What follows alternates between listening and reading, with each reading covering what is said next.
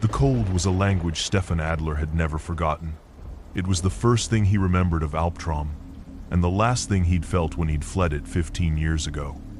Now, driving the rented Audi up the winding, treacherous pass, the cold was speaking to him again. It whispered through the car's seals, a sibilant promise of what awaited him in the village that called itself Mountain Nightmare. He was 32, but his eyes, the color of a winter sky, held the weary stillness of an older man. His body was a tightly coiled instrument of purpose, honed by years in the times Gebirgsjäger Asterisk, the elite mountain infantry of the German army. He was a master of vertical spaces, a tactician who saw terrain not as landscape, but as a series of advantages and threats. It was a skill set forged in Afghanistan, but born here, in the suffocating embrace of the Bavarian Alps. The email had found him in his sterile Munich apartment, a place deliberately devoid of history. It was encrypted, a method his sister Lena had taught him, a digital breadcrumb for emergencies. The sender was one of her activist friends. The message was a single frantic line, asterisk, she's gone. Since yesterday. They said she went hiking. Asterisk. Beneath it was the video file. It was short, shot on a phone in a blizzard, the image tearing and stuttering, but it was clear enough. A group of figures, impossibly tall and broad, clad in shaggy hides and monstrous, long-tongued wooden masks. Krampus. They weren't dancing or rattling chains in festive mockery. They moved with a silent, predatory economy, dragging a struggling figure between them. The figure's red jacket was a splash of blood against the whiteout. Lena's jacket, they weren't celebrating. They were hunting. The memory he'd buried under a decade of discipline and distance broke surface. Another snowstorm.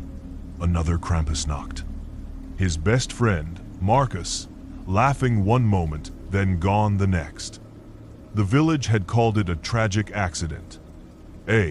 Fall into a ravine. Stefan, 16 at the time, had seen the tracks. Not of a boy who slipped, but of one who was dragged. He had screamed his accusations, and the village had closed ranks, their faces impassive masks of pity for a grieving, hysterical boy. He had left and never looked back. Until now. Alptraum was exactly as he remembered it. A postcard dipped in poison. Immaculate timber-framed houses sagged under heavy blankets of snow. A single plume of smoke rose from each chimney, straight into the still, frigid air. The festive lights strung across the main street seemed garish, a desperate lie against the oppressive silence. People stopped and stared as his car crunched down the lane. The faces were older, more deeply etched with the mountain severity, but the eyes were the same. Wary, secretive, united. He ignored them, his jaw set like a granite tor. His first stop was the small police station, a formality he knew would be useless. Sergeant Richter, a man whose gut now strained the buttons of a uniform that had fit him a decade ago, offered condolences and platitudes. A terrible thing, Stefan. Your sister. She was always pushing boundaries. Headstrong. Probably ignored the weather warnings. She was a certified mountain guide, Richter. She wouldn't get caught in a squall she didn't see coming from 10 kilometers away. Richter sighed, a practiced sound of paternalistic frustration. The mountain doesn't care about certifications. Look, we have patrols out.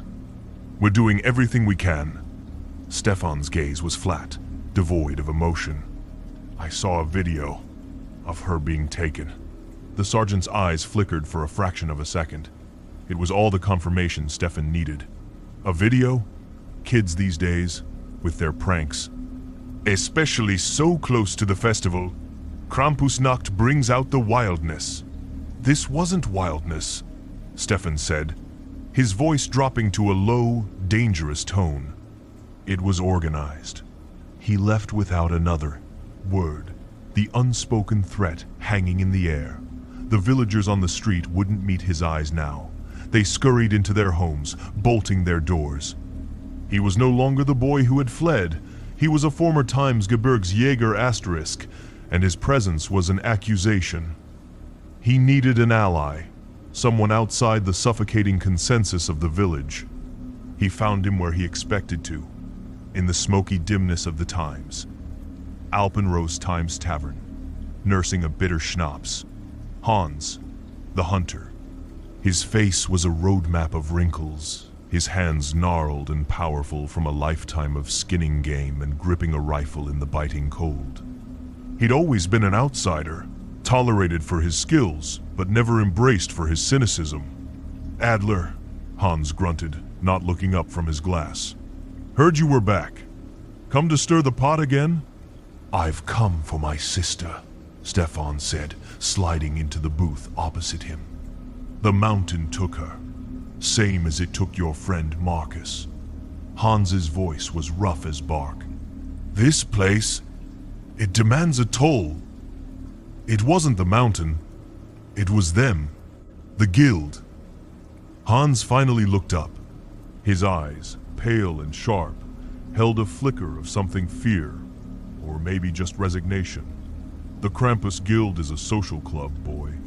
A bunch of old men reliving their youth, drinking too much beer and scaring children. Harmless."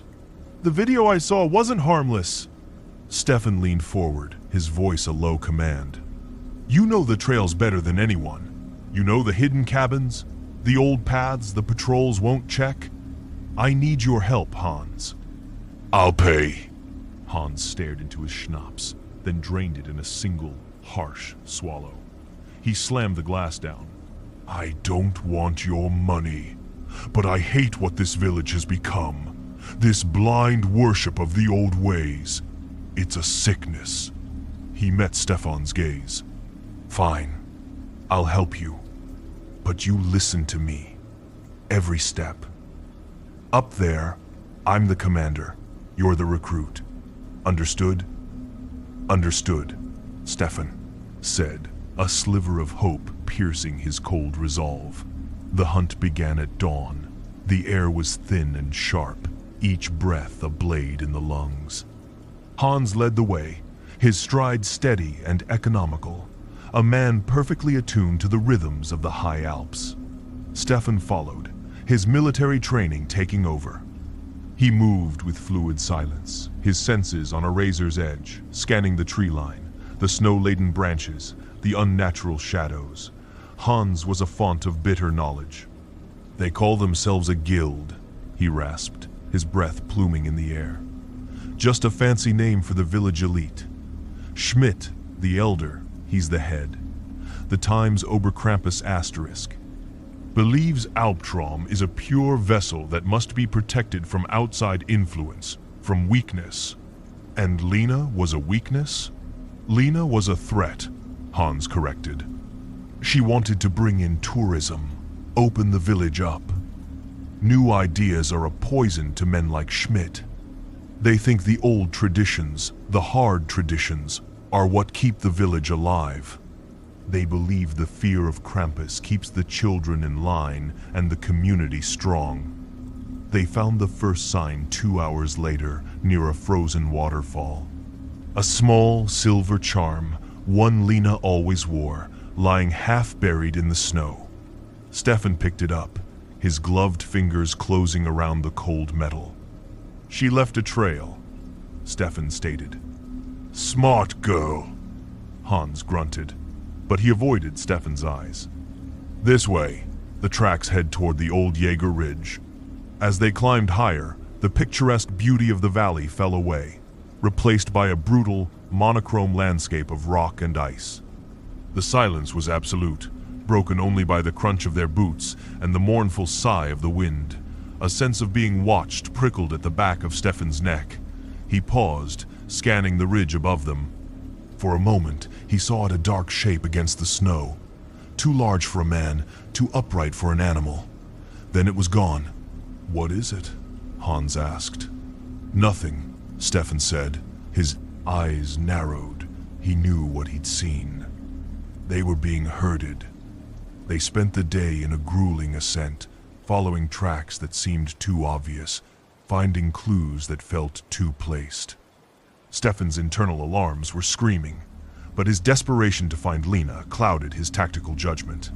He trusted the hunter's knowledge of the terrain, letting the old man guide his focus. As dusk began to bleed purple and orange across the snowfields, Hans led him to a narrow pass between two towering buttresses of rock. "The old chapel is just through here," he said. "If they have her, they'll be holding her there.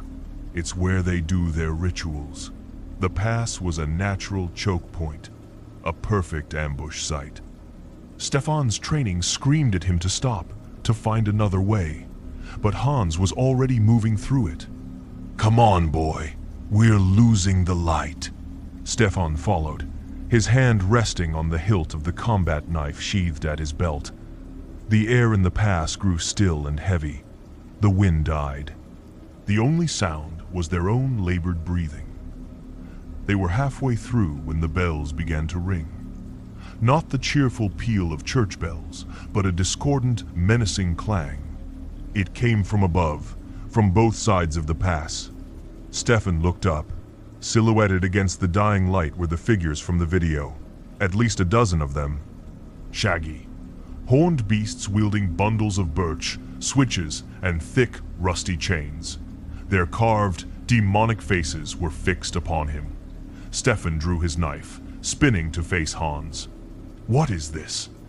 The old hunter stood his ground, his face a mask of anguish. He didn't raise his rifle. "I'm sorry, Stefan. You led me into a trap." The words were ice. "They have my son!" Hans choked out, tears freezing on his weathered cheeks. "Jakob. He joined them last year. Schmidt promised. He promised if I brought them you, the outsider who defies our ways, they would cleanse Jakob of his weakness. They would let him be strong. Again." The betrayal was a physical blow, colder and sharper than any mountain wind. Before Stefan could react, the trap was sprung. A heavy net, weighted with rocks, dropped from above, enveloping him. He slashed at it with his knife, but the ropes were thick, unyielding. The Krampus figures descended, not with roars, but with an eerie, disciplined silence. They moved like a pack of wolves, surrounding him, their presence a palpable wave of menace. One of them, taller and broader than the rest, wearing a mask with cruel, spiraling horns, stepped forward. He carried no chains, only an air of absolute authority. Herr Schmidt, the Times, Oberkrampus ***. Stefan Adler, Schmidt's voice, muffled and distorted by the wooden mask, echoed in the pass. "The lost son returns. You ran from your heritage. You abandoned your community. And now you come back, trying to poison it, just like your sister." They hauled the netted Stefan to his feet. He fought back, a surge of pure violent rage, but it was useless against their numbers. A heavy blow to the back of his head sent a starburst of pain through his skull, and the world dissolved into a ringing darkness. He awoke to the smell of cold stone and burning incense. He was chained to a pillar in the center of an old abandoned chapel. The place was a husk of faith, its windows boarded, its altar bare. The only light came from dozens of thick tallow candles that cast long dancing shadows. The Krampus Guild was assembled. They stood in a semicircle, their monstrous masks catching the flickering light, transforming them into a council of demons. Lena was there, bound to a chair near the altar, her face bruised but defiant. Her eyes found Stefan's, and in them he saw not fear, but fury. Herr Schmidt stood before the altar, his master Krampus mask now removed. His face was severe, his eyes burning with a zealot's fire. He was no longer a village elder, he was a high priest of a savage creed. "Krampusnacht is not a weekless festival," Schmidt began, his voice resonating in the cold chapel. "It is a judgment, a culling. For this village to survive, to remain pure in a world that grows weaker by the day, we must cut out the rot. We must purge the influences that would dilute our blood and our traditions." He turned to Lena, Your sister invited the rot. She spoke of change, of progress, but progress is a disease. It is a slow death. She would have us trade our strength for comfort, our heritage for commerce. He then faced Stefan. And you are the old rot, returned. You fled your duties. You chose the outside world over your own people. You carry its stain. By bringing you here, Hans has done a great service. He has allowed us to cleanse 2 infections with 1 ritual. From the back, a shamefaced Hans watched. His son Jakob, a young man with his father's eyes and a weak chin, standing beside him in a less ornate Krampus costume.